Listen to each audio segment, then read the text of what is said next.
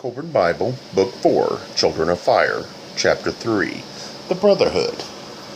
SOF 3:1. Brothers in belief. There are two roads through life, the road of good and the road of evil. They are not clearly defined roads and often run side by side and sometimes cross each other.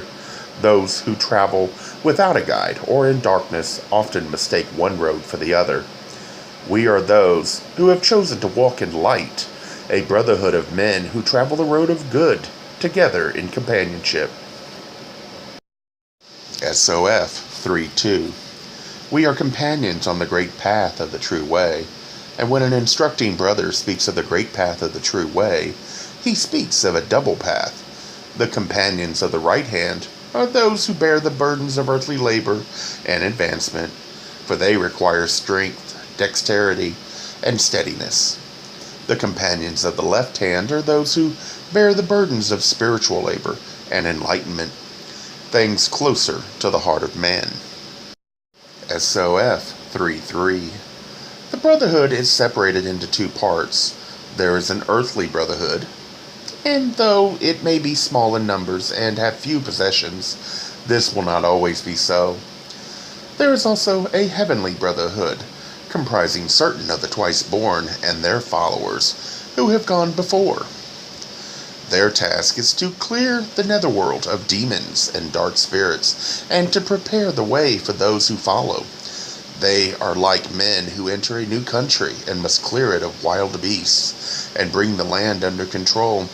It is the task of those above and those below to build a road joining the two territories. SOF 3:4. Your brother is not well equipped to instruct in earthly matters, and therefore leaves it to another. The caravan moves quicker when each man rides his own camel. In spiritual matters, the most important is that each man should awaken his own soul, a task far more difficult than it may appear, but for which earth is the dedicated instrument. SOF 3:5. The first objective to attain towards this end is self-taming. Just as a horse has to be broken in before it can be of any service, so has the mortal body of man to be tamed and brought under control. To do this requires not only self-discipline, but also the ability to rise above earthly conditions.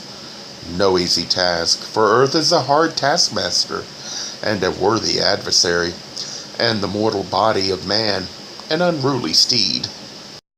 SOF 3:6. The duties, the obligations, and the restraints by which those who follow the great path of the true way direct their steps are not imposed capriciously. They are, in fact, no more than the bare essentials covering the first steps. That is why everyone before admittance to the brotherhood must accept every obligation and decree covering our way of life. We do not claim to know the only path. Undoubtedly there are others, but we can claim to know the best. The top of the mountain may be reached by many paths, but the shortest one is always the hardest. SOF 3:7. Supreme personal spiritual experience is undoubtedly the best source for the foundation of true spiritual faith. It begins with the development of latent spiritual powers through meditation. When you are ready, seek out a place of solitude, a place that is away from the abodes of men, a place that is restful and quiet. Take a skin and a little food and water, just sufficient for your needs. Now turn your thoughts inwards, harmonizing them with the rhythm of the body. Let your spirit seek harmony with the spirit flowing about it, so that the two become one, while at your meditations neither overeat nor undereat, for there must be harmony in your eating and sleeping in your relaxation and activity. SOF 3:8. To become one who knows the joys of spiritual self-consciousness, to have a truth-revealing vision transcending anything knowable by the senses, to rise above the bondage of pain and sorrow, and to free the spirit from the shackles of the body at will, is something unattainable by spiritual meditation alone. Leading to this road is the path of moral self-discipline and courage. The creed that teaches spiritual things alone is as barren as one concerned only with earthly things. SOF 3:9. Your brother will not set forth in writing all things concerning the awakening of the Spirit. They would be of no use until the moral foundation is laid. Such teachings must remain within the higher circle of those who travel the right-hand path, and not disclosed to the uninitiated.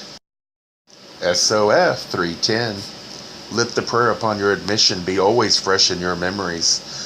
Great Supreme Creator, craftsman of earth and of the multiple spheres, grant that our brother may always remain loyal, that he will day by day become ever more worthy, and so dedicate and devote his life to the service of mankind and the completion of its purpose, that he shall forever walk in the light of truth. Grant him the crown of wisdom, the garments of knowledge, and let him be shod with diligence. Grant him the strength to abide by our instruction and discipline, so that with these and by his own efforts he may awaken within him the true beauties of the Spirit. Add your strength to his weakness, that he may overcome all selfish motives and unworthy desires. Help him in his self-taming, so that he may combat the tendency inherent in men towards anger, greed, and self-pity.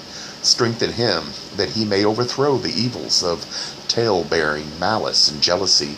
Grant him the ability to see with the eye of understanding the defects and shortcomings of his brothers, and to emulate their goodness.